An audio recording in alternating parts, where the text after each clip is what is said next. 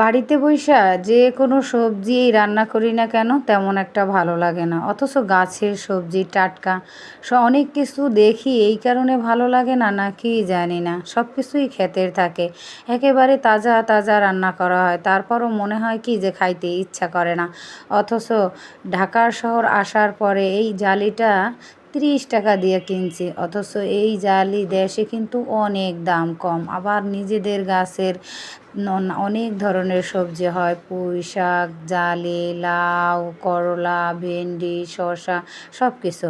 অথচ তেমন কোনো ভালো লাগে না, আর দূরে চলে আসলেই ভালো লাগে।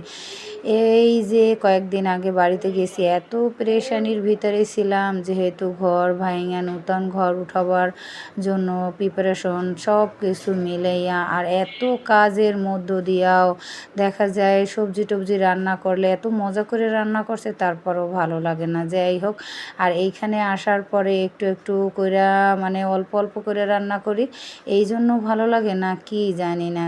আজকের এই জালিটা নিয়ে আসছি 30 টাকা দিয়ে, চিংড়ি মাছ দিয়ে তারপরে জালি রান্না করবো। সকালের টাইমটা অনেক কিছু করছি, মাছ বোনা করছি, তারপরে আরও অনেক কিছু করছি, কিন্তু এখন সন্ধ্যা হয়ে গেছে, এখন সবজি রান্না করে রাখবো কালকের জন্য, জালি রান্না করবো, তারপরে পটল ভাজবো, আর এদিকে বাচ্চাদের জন্য পিঠা বানাই দেবো, কারণ সন্ধ্যা হয়েছে যেহেতু সন্ধ্যার নাস্তা ওদেরকে দেওয়ার জন্য।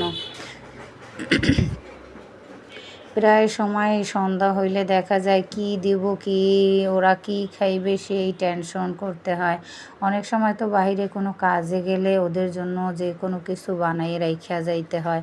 আর এখন ওরাই একটু বড় হয়েছে, এখন নিজেরাই বানাইয়া তারপরে আমার থেকে ভালো বানাইয়া ওরাই নাস্তা বানাই তারপরে খাইতে পারে। এখন আজকে এইখানে আমি একটা নারিকেল আগেই ভাইঙে নিয়েছি, আর এই যে এখন চালের গুঁড়ি আর পাশাপাশি একটু ময়দা মিক্স করে তারপরে হাতে মাখাইয়ে নিতেছি। এখানে গোলগোলা বানানো হবে।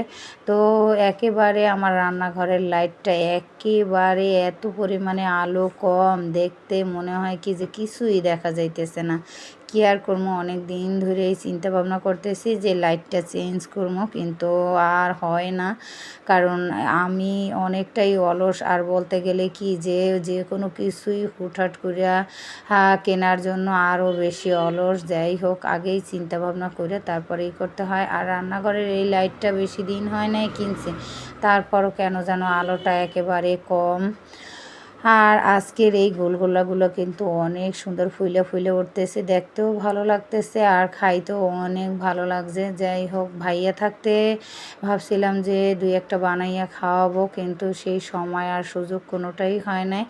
আজকে এই পিঠা বানাবার সময় অনেক মনে পড়তেছে যে ভাইয়া থাকলে হয়তো ভালোই হইতো। যাই হোক, একদিন মায়েরে বলে দিতে হইবে সময় সুযোগ করে ভাইয়ারে বানাই খাওয়াইতে। আর এইখানে আসলে আমি এই আগেই প্রিপারেশন করে রাখবো, চাল ভাঙাইয়া তারে বড়া পিঠা কিংবা আমতাসা পিঠা তারপরে বানাই খাওয়াবো। আর আজকে যেগুলো বানাইছি তা বাচ্চাদেরকেই এখন খাওয়াবো। আগে তো আমার প্রতিবেশী ছিল পাশে, তারা এখন বাসা ছেড়ে অন্য জায়গায় গেছে। দেখা যায় এখন যারা আসছে তাদের সাথে তেমন একটা কথা হয় না, বা বাসায় তারা তেমন একটা কেউই থাকে না এই জন্য। আর এই জন্য দেখা যায় যাই বানাই না কেন এখন বাচ্চারাই খায়। আর আশেপাশে তেমন একটা পরিচিত কেউই নেই, সবাই একটু দূরে। এই কারণে দেখা যায় যে আগের মতো এখন আর সেই যে আসে না যে একটা ডাক দিয়া যে এখন এই কাজটা করবো, আসেন একসাথে বসে গল্প করি বা একসাথে বসে খাই। আসলে কি ঢাকার শহরে ভাড়া বাড়িতে আমরা থাকি, যখন আর পাশে যে কেউই আসুক পরিচিত হয়, তারপর একটা সময় অনেক ভালো সম্পর্ক হয়, আবার দেখা যায় তারা বাসা ছেড়ে দূরে চলে গেলে তারপরে আবার ফাঁকা হয়ে যাওয়া লাগে, এই আর কি। এই জন্য মাঝে মধ্যে মনে হয় যে আর পাশে যে প্রতিবেশী আসবে তার সাথে ওইভাবে সম্পর্ক না করাই ভালো, যে চলে গেলে অনেক খারাপ লাগে, তারপরে মন চায় নিজেও সেইখানে বাসা নিয়ে যাই, এরকম একটা পরিস্থিতি হয়।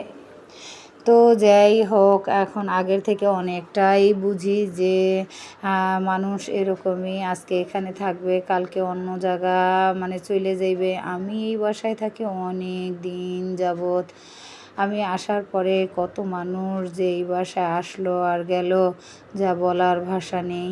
তারপরও আমার এখানে ভালোই লাগে এই কারণে। আর সব কিছু মিলেই আমার এখানে সুবিধা আছে যে আমার টেইলারি কাজ করি, টিউশনি করি, সব কিছু বাসার ভিতরে করতে পারি। সবাই বাসা চেনে বা আসে, একটা মানে দূরে গেলে হয়তো এই সুযোগ বা এই সুবিধাটা থাকবে না, এই কারণেও বাসাটা চেঞ্জ করা হয় না। আর নিচতলা বাসা তো দেখা যায় যে খুব সহজেই সবাই আসতে পারে। আর উপরে বাসা নিলে দেখা যায় অনেক সময় উপরে উঠতে হইবে এই চিন্তা করেও অনেকে আসতে চায় না। আমরা যেমন অন্য কারোর বাসায় গেলে আগে চিন্তা করি কয়তলা, 3 তালা 4 তালা হইলে তো সিঁড়ি বাইয়া উঠতেই চাই না, কষ্ট হয়। এরকম তো সবাই, তাই না? তো এই বছর ঈদে এবং কোরবানিতে মাশাআল্লাহ আলহামদুলিল্লাহ আল্লাহর দরবারে হাজার শুকর, অনেক অনেক কাজ হইছে। জানি না সামনের দিনগুলা কেমন হইবে। তো শারীরিক সুস্থতা হইছে সবচেয়ে বড় নেয়ামত। আর আল্লাহ রাব্বুল আলামিন আমার এই কাজের সময় যত কিছুই হোক অনেক অনেক রহমত নাজিল করেন, নয়তো সব কিছু মিলাইয়া এত মানে সামলাইতে পারতাম না। আর বাচ্চারা তো আছেই, ওদের কথা আর কি বলবো। আমি এইভাবে যদি চিংড়ি মাছ দিয়ে পটল ভাইজা তারপরে এইভাবে ভুনা করি, একেবারে ভাজা ভাজা করি, বাচ্চারা অনেক পছন্দ করে, আমার কাছেও অনেক ভালো লাগে। আগে তো সবজি তেমন একটা খাইতামই না, আর এখন মোটামুটি একটু ভালো লাগে, কিন্তু তাও আবার বেশি করে রান্না করলে সেই জিনিসটা আমার কাছে ভালো লাগে না। অল্প করে রান্না করিয়া তারপরে সেই জিনিসটার মজাটাই কিন্তু আলাদা। আল্লাহ হাফেজ।